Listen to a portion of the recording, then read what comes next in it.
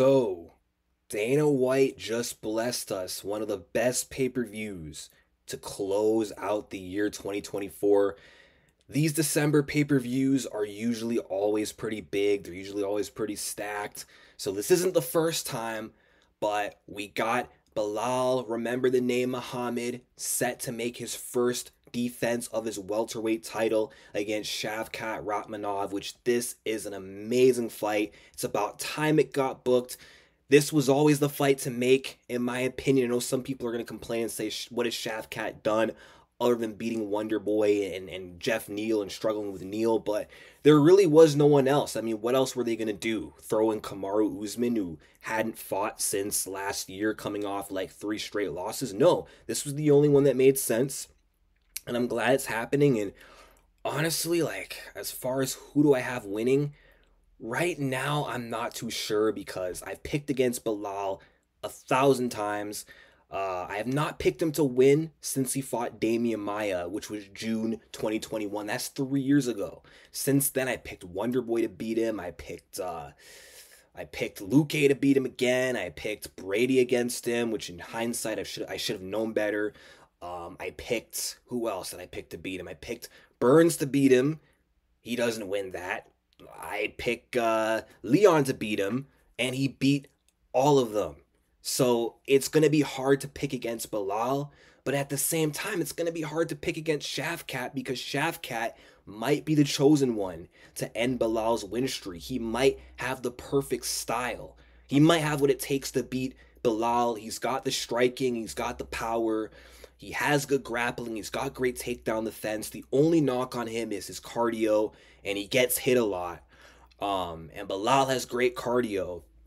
And maybe Shavkat hasn't really fought someone with the level of wrestling of a Belal. And even though Shavkat has power, Belal is very durable. So that's what makes it really hard to confidently make a pick against Muhammad. But everything that makes Shavkat good, it makes it hard to confidently pick against Shavkat Rakhmonov. So we're just going to have to find out when this fight happens. But I cannot wait. And then co-main event. Oh, hold on. Wrong one. Oh, shoot. Sorry about that. Pantoja versus Kai Asakura. Sorry, I clicked the wrong swipe button. Thank God I got out of there before the fight highlights showed, because then I would have got copyright struck on this channel again. I cannot have that happen. But Pantoja making his 3rd title defense against a UFC debutant in Kai Asakura. Excuse the loud motorcycle in the background. Weird matchup. Kai Asakura is coming from Rizin. I think he's like the current, well, now former Rizin flyweight champ now that he's signed with the UFC. But I think he left Rizin as champion.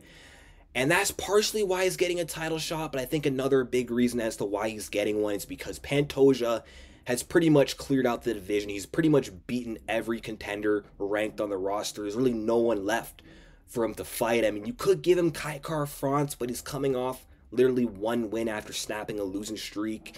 Royval is fighting tonight. I don't think they're going to give Royval a 3rd shot if he beats, Taira.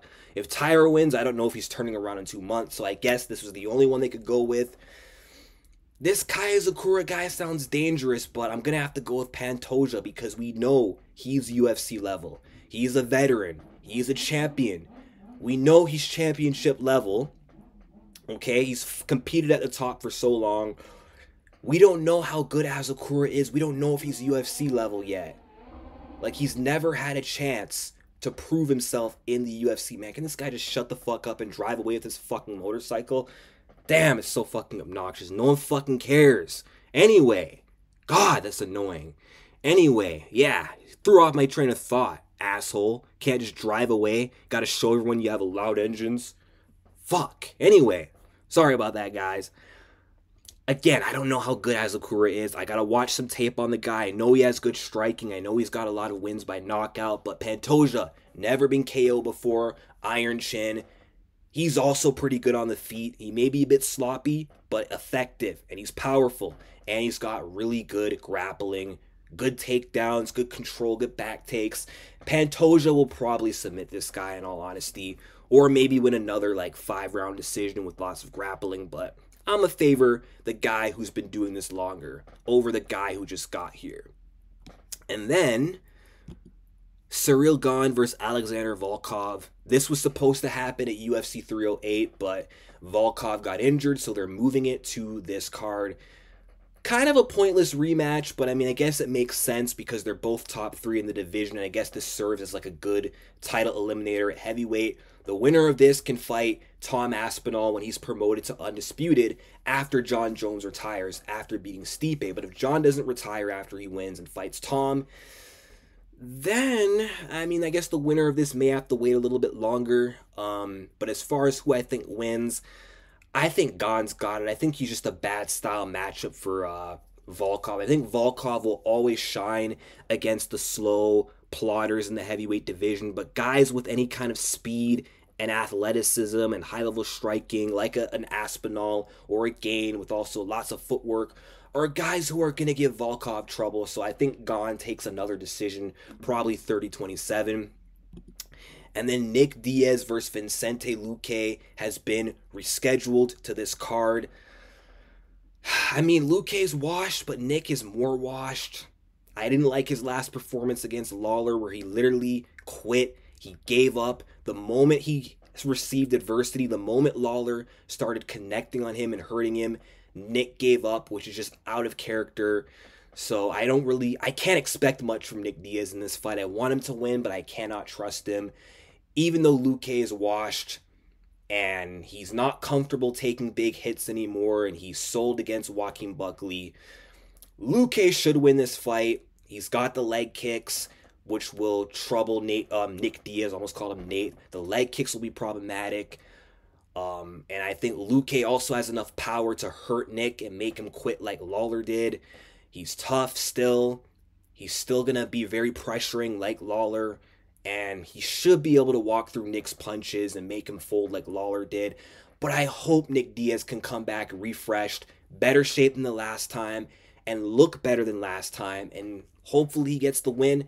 Also, not to mention, there's no more slides, but Aljamain Sterling Evloev is also on this card. Cannot wait for that.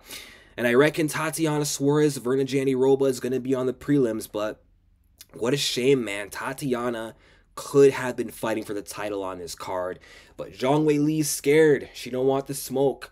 So hopefully Tatiana, she can make it to this card December 7th so she doesn't get clowned for being a pullout merchant, and then she gets a statement finish over Verna, and then she'll be undeniable. But let me know what you guys think in the comment section down below. What do you guys think of this card? What are your thoughts on all these matchups? What are your predictions?